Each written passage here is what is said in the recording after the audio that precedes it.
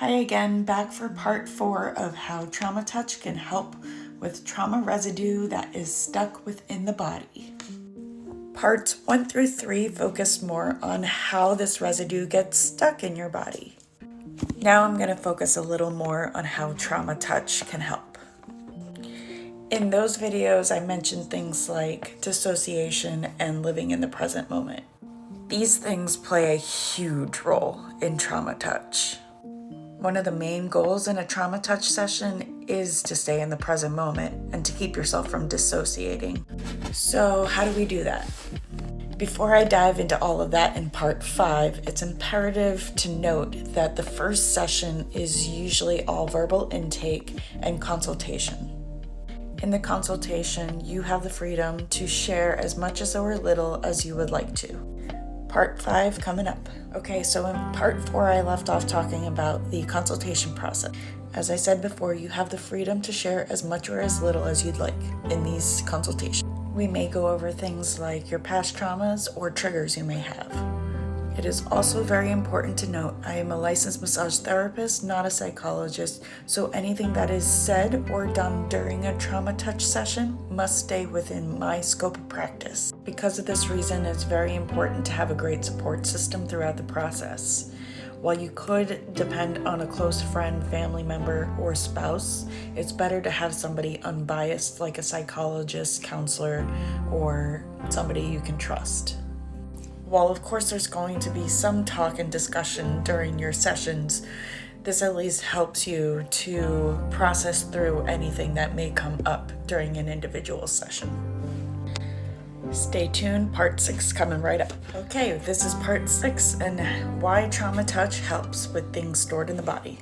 Okay, so how do we keep ourselves from dissociating and instead stay in the present moment during a trauma touch session? So sometimes I like to compare these sessions to a guided meditation, if you will.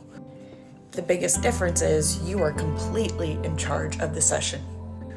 The whole point is to help get your power back, right? So there are certain things that can be done to help with this. During a trauma touch session, we will be focusing more on sensations rather than emotions or feelings. What this does is separate feelings and emotions from the trauma or event that can lead to dissociation, and instead focus on sensations that you may be feeling in your body, which helps you to stay within the present moment.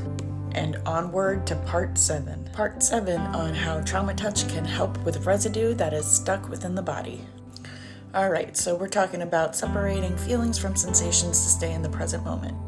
So what exactly is a sensation and how do you feel it in your body? By doing things like breath work, full body scans, and just taking a moment to breathe and listen to your body, you can easily find some great sensation. It can be the sensation of feeling hot or cold. It can be a visual, it can be a color, it can be an aura, it can be all sorts of things.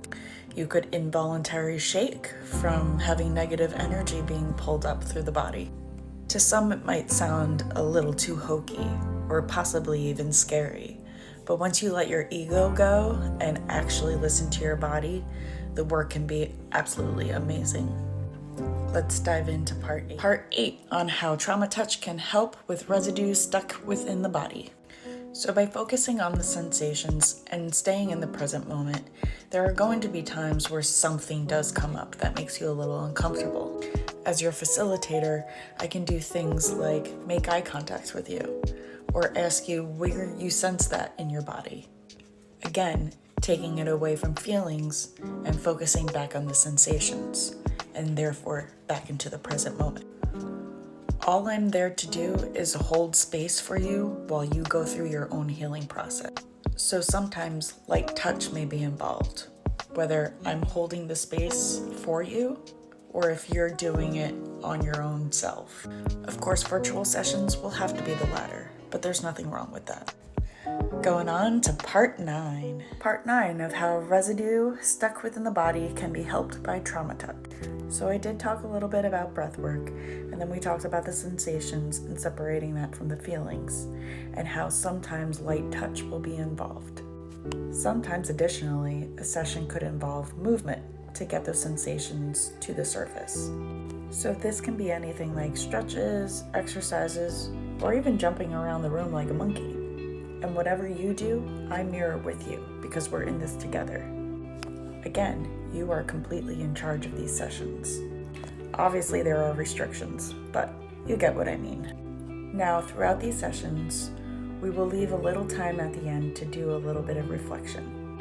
What this means is you'll take 5 to 10 minutes to notice if there's any differences in your senses. Are things brighter? Are smells stronger? Man, they really need to make these videos longer. We've reached the finale, part 10 of how trauma touch helps with residue stuck in the body.